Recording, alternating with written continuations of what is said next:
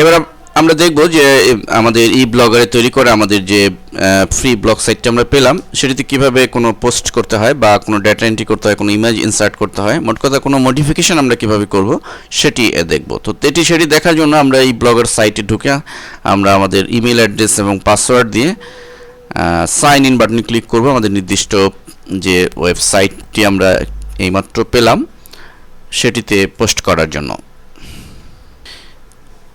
এখানে কোনো সিকিউরিটি অ্যালার্টে কোনো ডায়ালগ বক্স আসলে আমরা সেক্ষেত্রে ইয়েস বাটনে ক্লিক করে যাব। লক্ষ্য করুন আমাদের ওয়েবসাইটের ড্যাশবোর্ড চলে এসছে। তো এখানে আমরা কোনো পোস্ট করার জন্য আমরা এখানে যে নিউ পোস্ট রয়েছে সেটিতে ক্লিক করব। আমরা সেটিংস লেআউটে ক্লিক করার মাধ্যমে যেতে পারি, তো আমরা নিউ পোস্টে ক্লিক করছি। লক্ষ্য করুন আমাদের পোস্ট করার জন্য অলরেডি একটি লেআউট চলে এসেছে এবং এখানে রয়েছে টাইটেল এবং এখানে আরেকটি ঘর। মূলত আমাদের পোস্টিং ব্লগিংয়ের যে পোস্ট আমরা করব সে পোস্টিংয়ে কী টাইটেল হবে সেটি এখানে বসাতে হবে, আর এখানে তার ডেসক্রিপশন বা বর্ণনা এখানে লিখতে হবে। তো আমরা ধরে নিই আমাদের এটি একটি ইসলামিক ব্লগ সাইট, তো আমরা এখানে লিখছি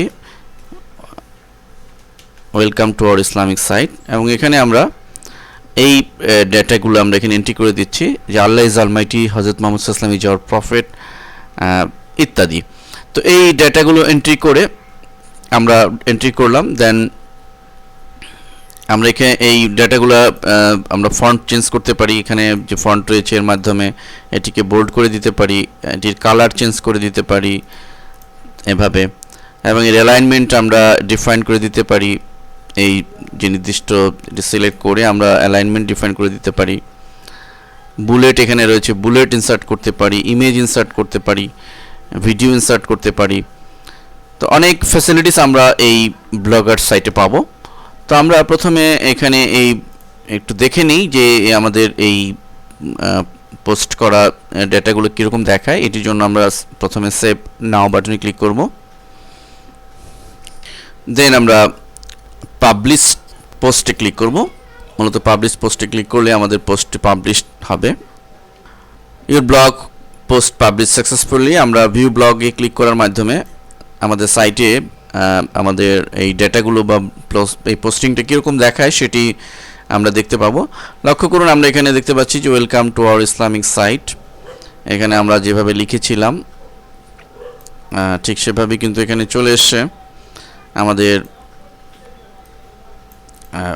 ব্লগ সাইটে আমাদের তৈরি করা এই পোস্টিংটি।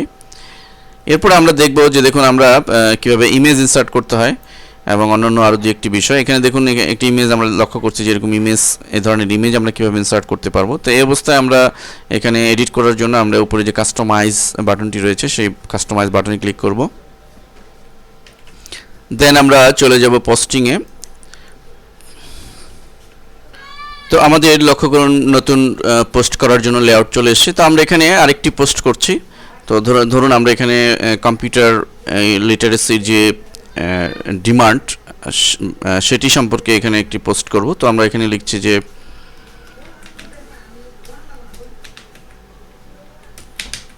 ডিমান্ড অফ আইটি প্রফেশনাল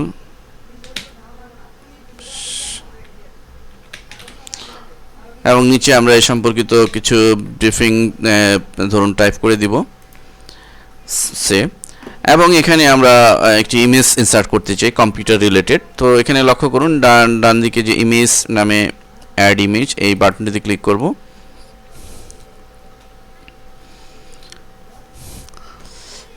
এবং এখানে রয়েছে add an image from your computer. তো আমরা আমার কম্পিউটার থেকে যদি কোনো ইমেজ ইনসার্ট করতে চাই, অর্থাৎ আমার হার্ড ডিস্কে যদি ইমেজ থাকে সে ধরনের, তাহলে আমরা এর মাধ্যমে যাব। আর যদি আমি চাই যে না ওয়েব থেকে কোনো ইমেজ নিতে, দেখুন add an image from the web, আমরা এখান থেকে সেই ওয়েব অ্যাড্রেস দিয়ে দিব।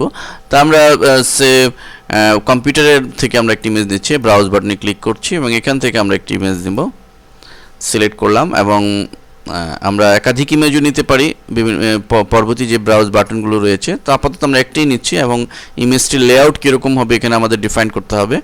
চুজ লেআউট, আমরা সেন্টার দিচ্ছি মাঝে অথবা আমরা রাইটও দিতে পারি, আমরা রাইটই দিচ্ছি। রাইটে দিয়ে ইমেজটির সাইজ কীরকম হবে, স্মল, মিডিয়াম বা লার্জ সেটি ডিফাইন করতে হবে। ধরি আমরা এখানে মিডিয়াম রয়েছে, মিডিয়ামই দিব, দেন আপলোড ইমেজ এই বাটনটিতে ক্লিক করব। ফলে ইমেজ লোডিং হচ্ছে আমরা লক্ষ্য করছি, বা আপলোড হচ্ছে।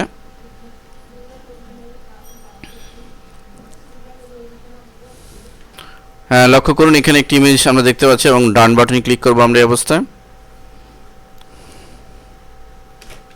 এবং যথারীতি সেভ নাও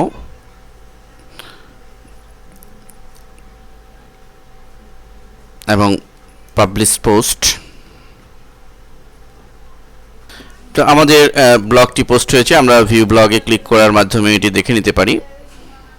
লক্ষ্য করুন আমাদের সামনে আমরা আমাদের ইনসার্টিং যে পোস্ট সেটি শো করছে এখানে, এবং আমরা ইমেজ যে সেট করেছিলাম সেটিও এখানে শো করছে।